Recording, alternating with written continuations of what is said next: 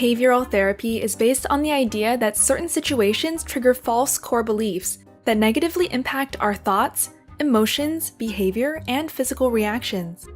Once we learn how to identify what situations bring upon such destructive thoughts, we can practice developing new interpretations that will then change our pattern of reaction. The therapy is widely used to help people with phobias, depression, anxieties, or addictions. To show how it works, let's look at Lily, a teenage girl who hates going to school due to her fear of being judged and humiliated. In her first session, the therapist tries to build trust and explains how CBT functions, since the better Lily understands the process, the more likely it is that the therapy is effective. The therapist also illustrates how our brain, in specific situations, follows a fixed path of reason, which gets stronger after years of having the same thought process. Many of our destructive behaviors are based on false core beliefs, thoughts that objectively don't make sense.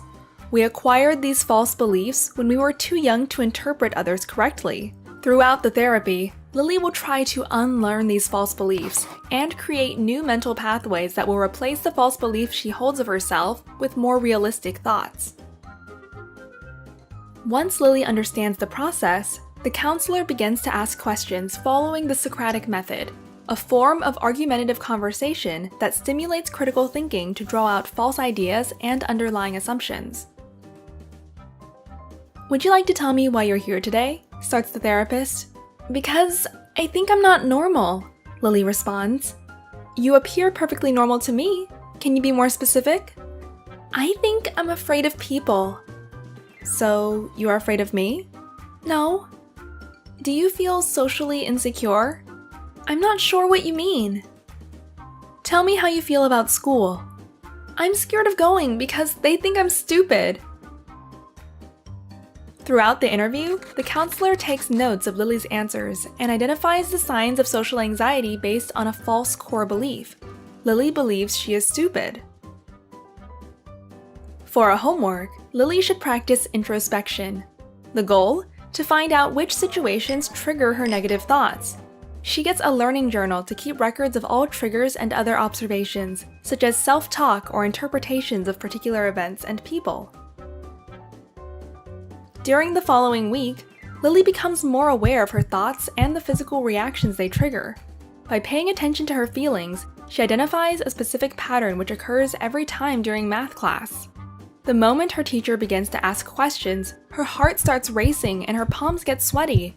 She worries about having to answer the question, about making a mistake, about looking dumb in front of all the others. In her second session, Lily shares her observations and the therapist helps her realize that her cognitive behavioral patterns are false. First, her math grades are great, so she should feel anything but stupid. Second, she explains that there are always more interpretations to the same thing. What to her may look like her stupid face, to others she may just look unhappy about having to answer. The reason she is afraid of what people think is a form of social anxiety, a completely irrational cognitive behavioral response. As the sessions continue, the therapist suggests 3 practical strategies. Through journaling, Lily records her negative beliefs and reformulates them into positive ones she can replace them with. Constructive self-talk helps her to replace a critical voice with a positive one. And she starts exposure exercises, which means Lily deliberately puts herself in situations where she becomes the center of attention.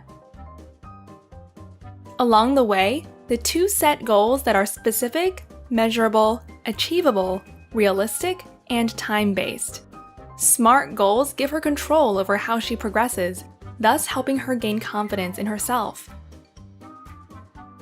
Over time and with a lot of practice, her brain builds new neural pathways that lead to different, more neutral reactions to the same old triggers. And one day, Lily may even enjoy the thrill of speaking in front of her class. Her interpretation of the situation is more realistic and more aligned with those of the others. CBT was initially developed in 1964 by Áron Beck. Beck hypothesized that people's feelings are determined by the way they interpret situations, rather than the situations per se. About depression, he once said, "If our thinking is bogged down by distorted symbolic meanings, illogical reasoning and erroneous interpretations, we become, in truth, blind and deaf.